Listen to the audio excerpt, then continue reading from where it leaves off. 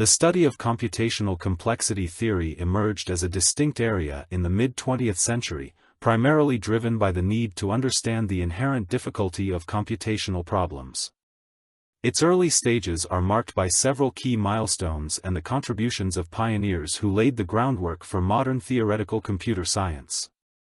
Computational complexity theory traces its intellectual roots to the 1930s with Alan Turing's work on computability.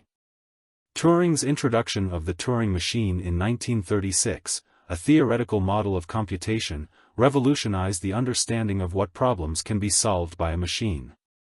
His work focused primarily on which problems are computable, but it laid the groundwork for later questions about how efficiently these problems can be solved. Around the same time, Kurt Gödel's incompleteness theorems in 1931 demonstrated the inherent limitations of formal systems, hinting at the broader question of computational intractability, the idea that some problems might not just be unsolvable, but unsolvable within practical time or resource limits.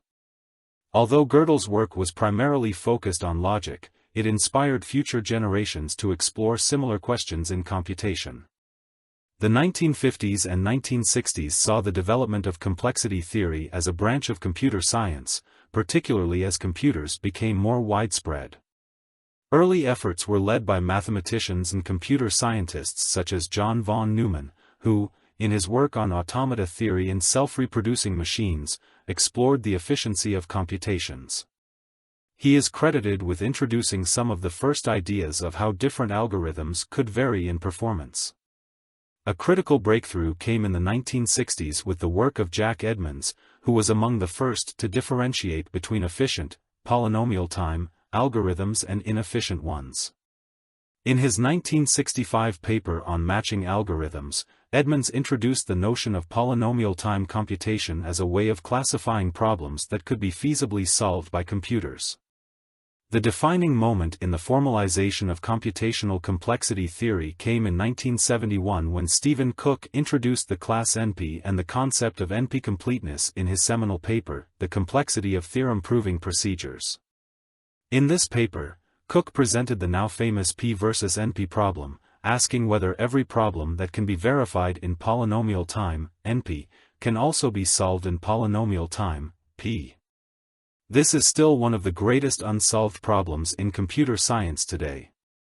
Cook's work was soon extended by Richard Karp in 1972, who demonstrated the NP-completeness of 21 different problems, showing that many real-world problems could be reduced to one another, thus connecting them through their computational difficulty. Around the same time as Cook, Leonid Levin independently discovered NP-completeness in the Soviet Union. While his work was not immediately recognized in the West due to the Cold War, Levin's contribution reinforced the global importance of NP-completeness in the study of computational complexity. The 1970s and 1980s saw the development of more refined complexity classes beyond P and NP, such as space, problems solvable with polynomial space, and extime, exponential time problems.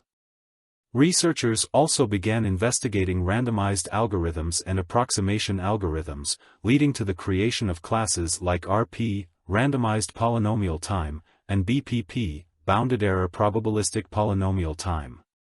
Since then, complexity theory has become a vast and intricate field, deeply connected to various other areas of computer science, mathematics, and logic.